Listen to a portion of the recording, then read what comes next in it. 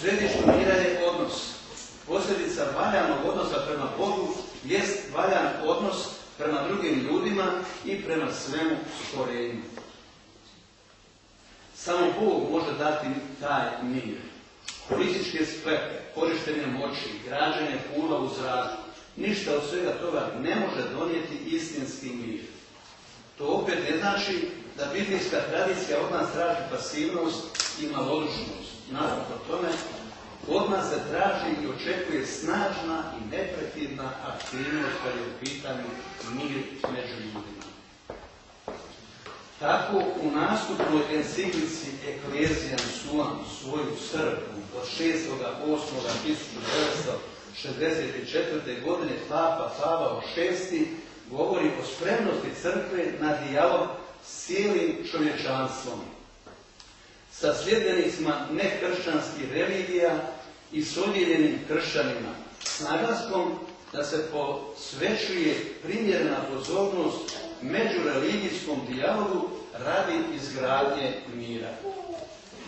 Papa u enciklici naglašava da crkva mora biti spremna povesti dijalog sa svim ljudima dobre volje, kako unutar svoga kruga, tako i izvan njega. Nitko nije stran njezinom majčinskom srcu, nik prema kome nije ravnodušna i nebrižna u svojoj službi. Nitko joj nije neprijatelj, osim koji to sam želi biti. Zadužena je da u ljudskoj obitelji promiče jedinstvo, ljubav i mir. Po dijalogu crkva postaje pobornica civilizacije, iako se sama ne poistovjećuje s civilizacijom. Papa vidi 3 kruga osoba s kojima crkva želi i treba voditi dijalog.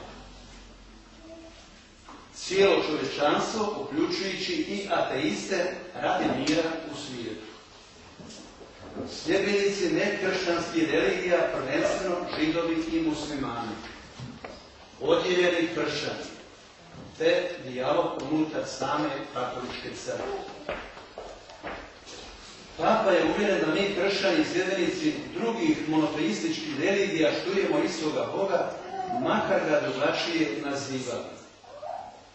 Time ne želi reći da su sve monoteističke vjere jednako vrijedne, nego da, citiram, s poštovanjem priznajemo duhovna i materijalna dobra koja se u tim religijama nalaze.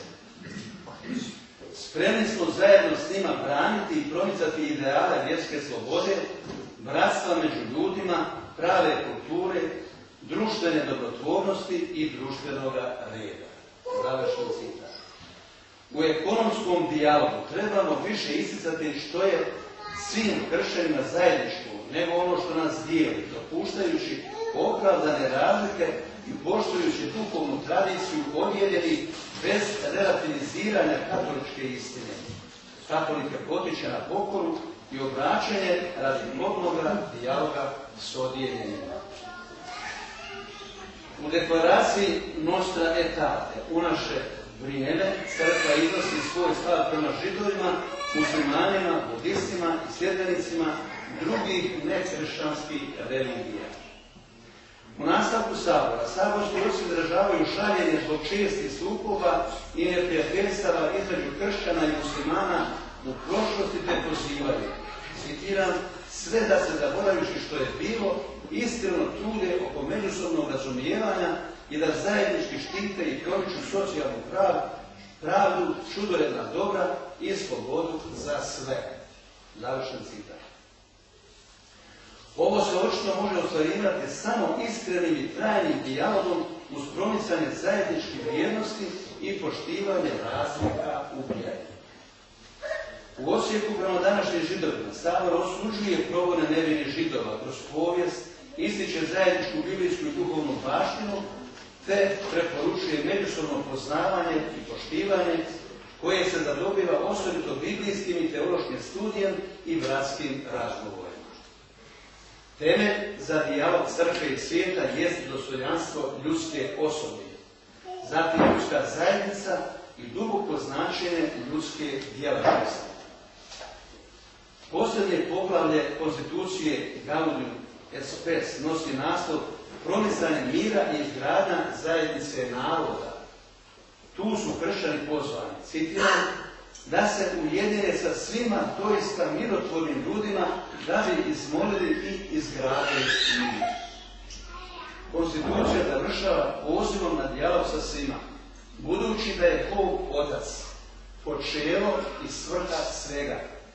Pozvani tim istim ljudskim i božanskim pozivom možemo i moramo bez prevare u pravom miru surađivati na izgradnji svijeta.